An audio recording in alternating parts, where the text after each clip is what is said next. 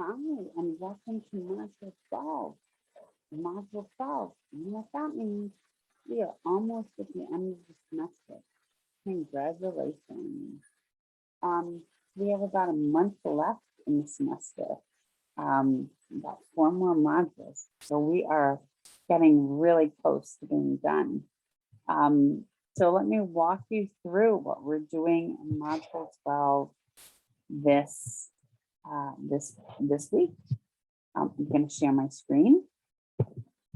And here we have it. So we start out the module with a survey for additional SI hours. So Melissa, as you know, is our SI leader, and she is available. If we go here to the announcement section, you can see when Melissa is available. She's currently available Wednesday, 10 to 11 or 7 to 8 in the evening. And you can use this Zoom link to connect with her. And this is the meeting ID and the passcode. And she can support you and you can answer talk to her about ECE 410. There's also a WhatsApp group that you can use. I am not part of that group, but you can connect with Melissa and talk to her about ECE 410. Melissa has taken ECE 410 pretty recently. So she knows ECE 410. She also knows me. So, and if she has questions that she can't answer, she can also, find out the answer and get back to you. So we're just creating the survey to expand Melissa's availability. And if you haven't met her, if you haven't connected with her, I strongly suggest you do. I think she's pretty amazing, and I think you'll think she's pretty amazing. So I would suggest completing the survey and then connecting with Melissa if you haven't already. And if you remember in our last module, in module 11, we were talking about strategies to support learning. So this module is specifically about strategies to support language and literacy.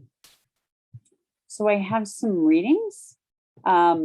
And the first one is the Kugel and Company, Kugel, Floyd, and Handline, et al. Article. And so this one talks about promoting communication. And if you scroll down in the article, they list all of these strategies, almost a page and a half worth of strategies. So here you have this really great article, but then you have these really specific strategies about how to support language. So if you're working on the learning strategies chart, there are many strategies here. And so this will support you in completing the chart. And then we have a video about oral language development in a language-rich early childhood setting, which I think is pretty interesting and a good video. Then we go to the Stockwell and Dennis. And the Stockwell and Dennis is a really great article, one of my favorite articles, I have to say. Although the focus is on infants and toddlers, it talks about the daily dozen. And these are 12 strategies that you can use to support language when working with young children. So these 12 strategies, clearly some of them you're not going to use motherese if you're not working with an infant. So if you're planning on working in a kindergarten or grade 2 class, please don't put down using motherese. But my screen just floated away there. But these are also other strategies that are important when, there goes my screen again, when working with all age groups, minus the motherese. So if you're planning on working with second grade age children or 7 or 8 year olds, using social routines is an important way to embed language. It wouldn't be during bathing or feeding, but what routines would you use? And you would include that in your chart. So I suggest you look for strategies in both of those articles. And then there's this really great source for strategies, 12 strategies for supporting students who are English language learners or multi-language learners. And this page, this web link, actually has 12 strategies. They have the what the strategies are, and they have little hyperlinks. So you can connect to those hyperlinks. But then they also have videos about each of the strategies. So this is a really rich resource. And I would strongly suggest that you take some time to dive into this resource, look at these strategies, and look at these videos, a whole collection of YouTube videos and just other hyperlinks for working with English language learners. Most of this has to do with grade school age children, kindergarten, first grade, second grade, and older. But still, there's a rich plethora of information that can be applied to working with young children in early childhood settings. They're best practices that are important. Then we come down and we have the Gooch article. And the Gooch article isn't really a strategy as much as something that I threw in here because I felt like it was something that was important for us to touch on. So this doesn't focus on strategies, but it focuses on working with speech language pathologists. And as early childhood educators, whether we work with infants or whether we work with second graders, most likely we're going to have children in our classes.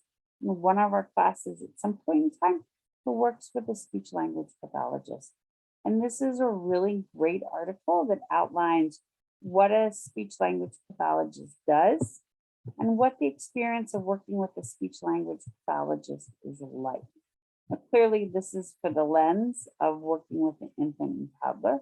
However, I'm sorry, my screen keeps moving out. There is a lot of information that can be applied about working with speech language pathologists to children in older settings. So I would suggest that you review this article and think about it in relation to the age group that you plan to work with. It's full of important information. Next, we dive into our fieldwork videos. We have 3 fieldwork videos this week. And just as we did last week, let me go back.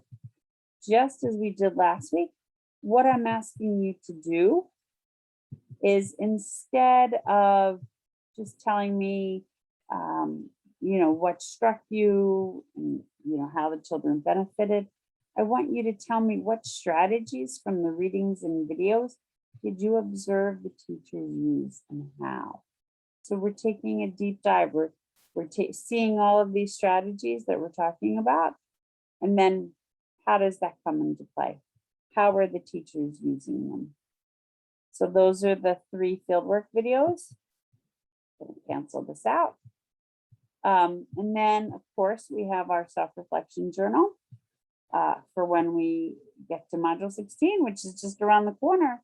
And then for people who are interested in children who have speech language disorders or communication strategies, this can include children with autism or children who, for whatever reason, are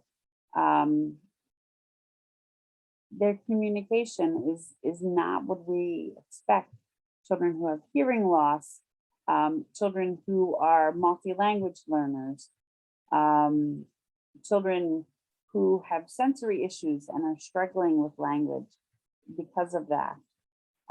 These are some articles that I've accumulated. These are optional readings.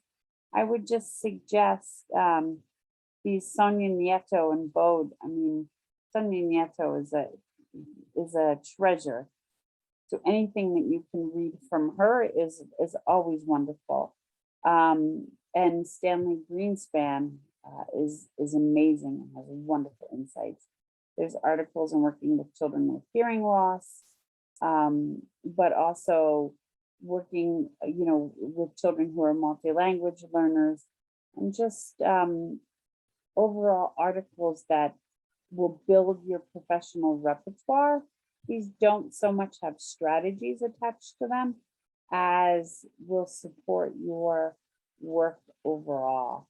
So I invite you to take a dive into these optional readings when you think about your goals and what you hope to learn in 410, but also thinking about your professional career. What do you hope to know, or what do you need to know to be successful as an early childhood educator? And think about, could some of these resources bolster your skills, bolster your knowledge as you prepare to either enter the field or move on to your next adventure, a four-year college or another opportunity. So again, thinking about where you are, what your next step is, and what you need to be successful in that next step, building your skills, building your repertoire so that you have the knowledge to be successful. I hope you have a wonderful afternoon, morning, or evening, depending on when you're watching this video.